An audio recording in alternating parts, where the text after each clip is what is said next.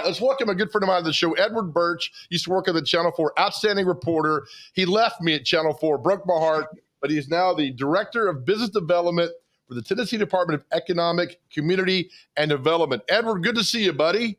Joe, good to see you. I got to ask, though, were you and intern Justin eating some brownies before reading that Beetle Bailey? What was that? No, we were not today. That was marvelous. No, well done. How you been, Joe? I'm doing well. We only eat brownies after work, and we get them from a donut shop here. So they're good.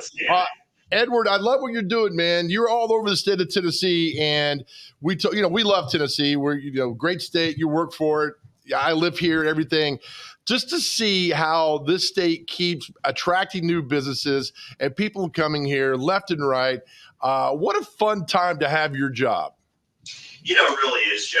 2021, we saw a historic year in Tennessee by way of jobs that were being brought in, capital investment, more than 34,000 committed new jobs and over $12 billion, almost $13 billion in investment that companies are bringing to our great state. And, living here, as well as I do, it's the quality of life that attracts people. I mean, certainly no income tax helps, but the fact that when people live here, they're able to plant roots. There's something really for everybody, whether it be the young professionals that are looking to move here or people that are looking to start a family. It really is it's the promised land. We like to call it that, and I believe in what we're doing in Tennessee. That's a great way to call it, the promised land. Let's start on the west side of the state. When Ford made that big announcement of building the big plant over in Memphis, I mean, that really made a lot of heads turn. I know there's a lot of other businesses we'll talk about have moved to Tennessee, but Ford putting that factory in Memphis, that was gigantic for the state of Tennessee. It really was, Joe. I mean, we're talking 6,000 direct jobs, but we're also talking about kind of a watershed of more industries that are going to also be there as a result of that as well. I mean, this is something that is going to be transformative for that area, and a record $5.6 billion investment in the mega site in West Tennessee. But I mean, this is something, again, that I think we're going to see really just a watershed moment in West Tennessee with more industries that are also going to be looking there as well. More people that are going to be moving to Memphis, to Collierville, and some of those surrounding areas. And that is just so exciting to see. And this was something that has been in the works and something that we've been trying to locate a tremendous project there at that site for a long time. And it's so wonderful that Ford is coming. We're here closer to home in Nashville with the announcement of Oracle and so many other businesses that are happening that, when Oracle, the same thing with Ford, Edward, when Oracle announced they were coming to Nashville, a lot of heads were turning because just a huge company in California making their way to this small Tennessee big town. Huge. And the whole East Bank over there getting revitalized because of Oracle coming here. I don't think we can't talk about that enough, having that huge company come to town. No, certainly, Joe. I mean, we talked about Amazon locating in Nashville, and that was the biggest thing at the time, and certainly is still transformative for Nashville. But 8,500 jobs coming with Oracle locating here in Nashville. I mean, that is just incredible. And just to think about what that East Bank's going to look like once Oracle gets their campus up and running. But, we compete a lot with Texas. San Antonio comes to mind a lot when it comes to kind of those tech jobs. And some people don't get Nashville the respect it probably deserves when it comes to tech field and just really the talent pipeline that we're able to pull here in Nashville, whether it be through the university systems or also people that are looking to relocate here. But Oracle saw the promise that Nashville has and chose to bring its operations here, and we can't wait to have them. How is it with a governor who is not a career politician but a businessman? I got to think having Governor Lee knowing that side of creating jobs, building businesses is so vital to our state. It really is, Joe. I mean, Governor Lee, he believes in what we're doing. He believes in having the low business taxes, having just really that quality of work. He is a big proponent of what we do at ECD, and also just the fact that we've had previous governors too. It's kind of was a seamless transition from Governor Haslam to Governor Lee, and that they knew the importance of what we were doing at ECD and all the projects that we were working and really trying to work toward those commitments of getting those big names and those companies here.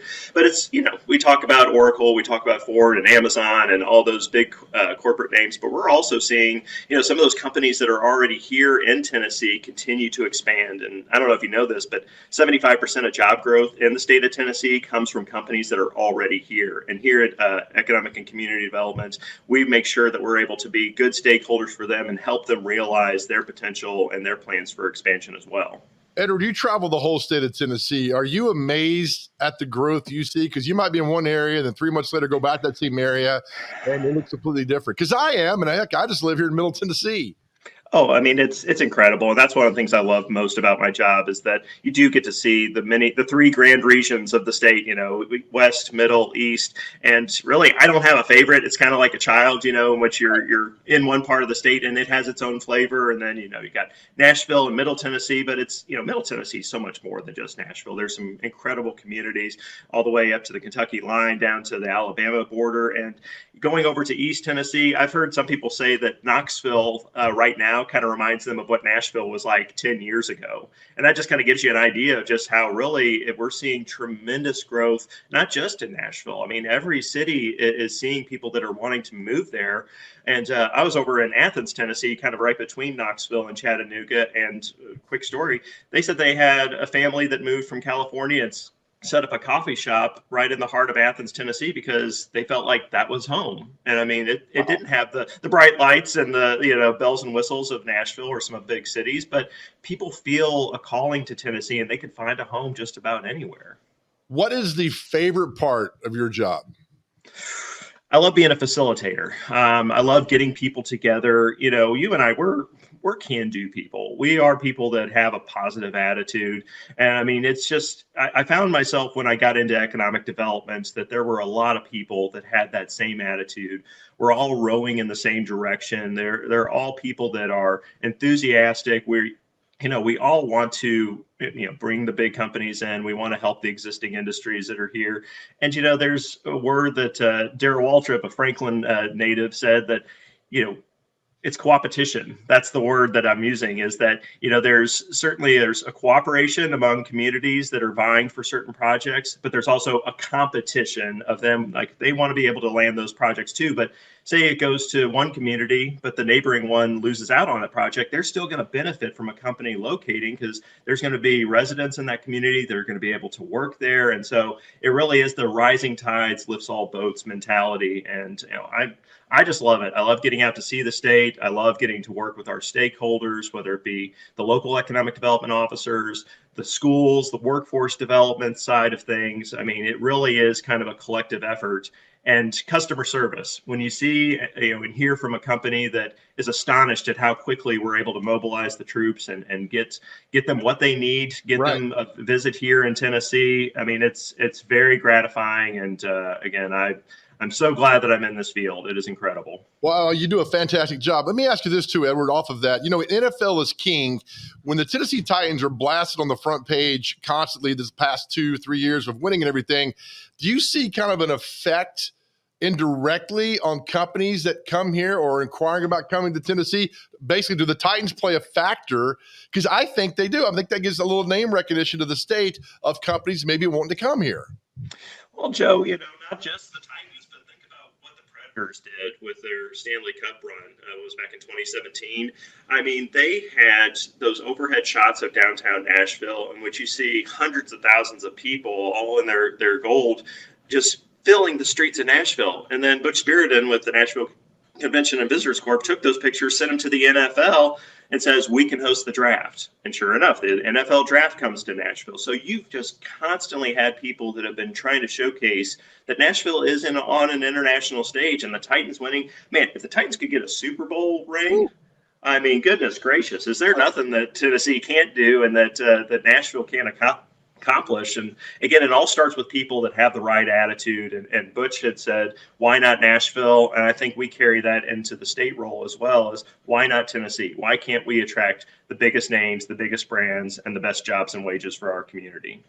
I don't want to put the cart ahead of the horse, but the grumbling is that the World Cup, the Nationals going to make a kind of a bid for the World Cup in 2026. What I'm hearing, that's a global thing, Edward. That's a global thing.